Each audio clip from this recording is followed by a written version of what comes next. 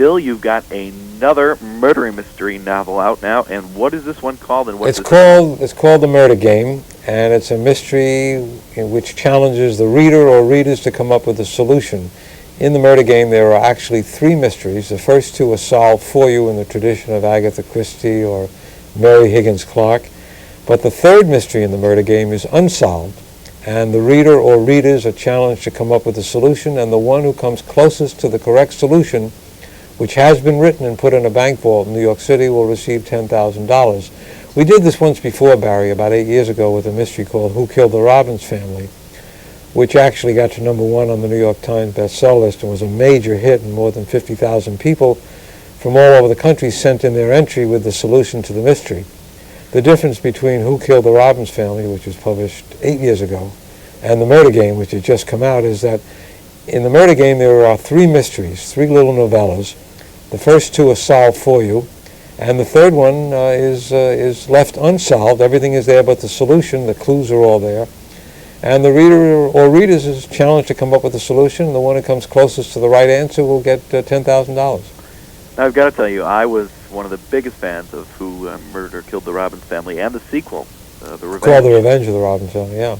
Well, that's nice to hear, Barry. Oh, did you ever think of doing, or was there any ever thought of doing a movie or TV version of either of those Yeah, we books? sold the movie rights to Who Killed the Robbins Family to Dino De Laurentiis. Oh. Who made it shortly before he went bankrupt. And he made it into a movie in which he offered, as I recall, $1 million prize.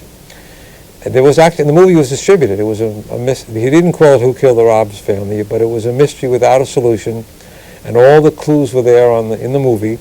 And then the people who went to the theater were challenged to come up with a solution.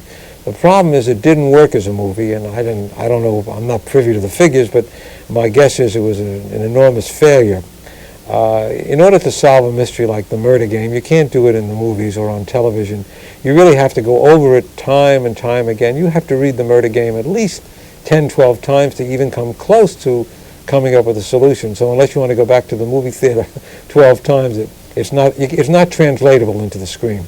Now, how long has it been since your last book?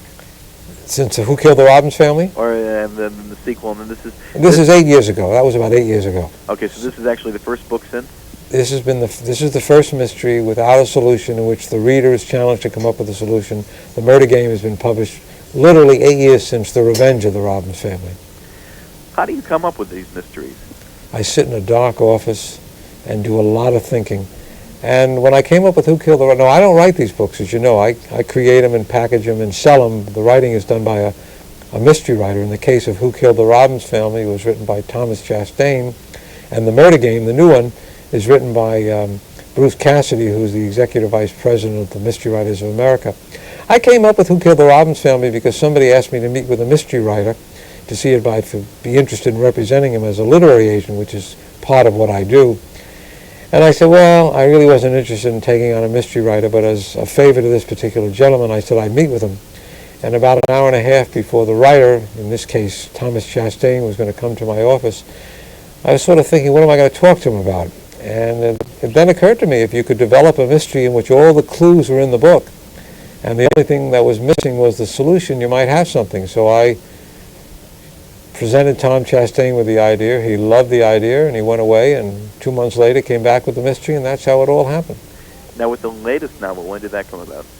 Well, I thought it was time to do it again, but I didn't want to do it in a similar fashion, and I thought if we could come up with 3 mysteries in which the same characters, the central characters, appeared in all 3, and if we could have the first 2 solved so that it gives you an opportunity to get a leg up on solving the 3rd, we'd have something different enough that might capture the public's imagination, and I think it has. And The Murder Game is really a lot of fun. So I think with solving the first 2, it gives you a chance to perhaps solve the unsolved part of The Murder Game.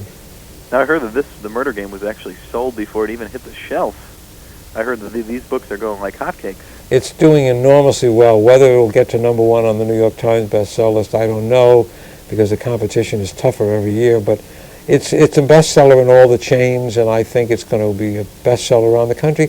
And probably because, for the same reason as Who Killed the Robbins Family, people do want to think. And what you have the opportunity to do with the murder game is to sit down and try and dope out the solution to a mystery. And I think the $10,000 is irrelevant. I think 90% of the people who send in their solution or who buy the book to try to figure out the solution are not doing it necessarily for the money. Nobody's going to turn the money down. I think it's the challenge.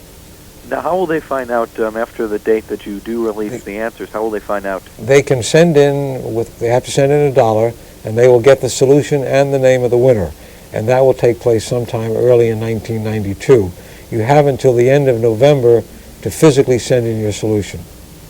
Now, what's coming up after this novel? Can we count on a long vacation? Most of my business is spent, Barry, representing other authors. I have a book coming out that I represented with Dan Rather, and one of the works with Larry King, a book with Nolan Ryan, who's a pretty fair pitcher, and a book with Tom Seaver. So I spend a lot of time working with well-known personalities on their book as their literary agent. But as far as my own particular endeavor is concerned, I think after the murder game I'll wait another 8 years and see if we can come up with something else. For my final question, what two things can you tell someone right now about the book that would make them go out to the store and pick it up?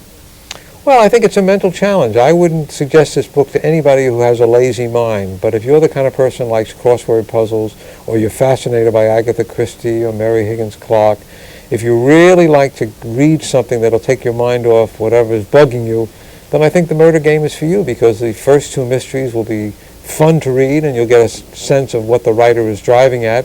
And then with the third mystery, you have a chance to solve it yourself. And I recommend people do it with friends. As I said, the murder game, the Who Killed the Robbins family, was actually solved by a group of 3 couples who went away on a weekend and did it as a weekend activity. So you can get together with members of your family or friends or people at the office, get copies of the murder game, and try and solve it jointly or do it yourself. But I think it's really a wonderful way to use your mind and take your mind off the world around us. I appreciate the time. Barry, thanks for having me. Thanks. Bye.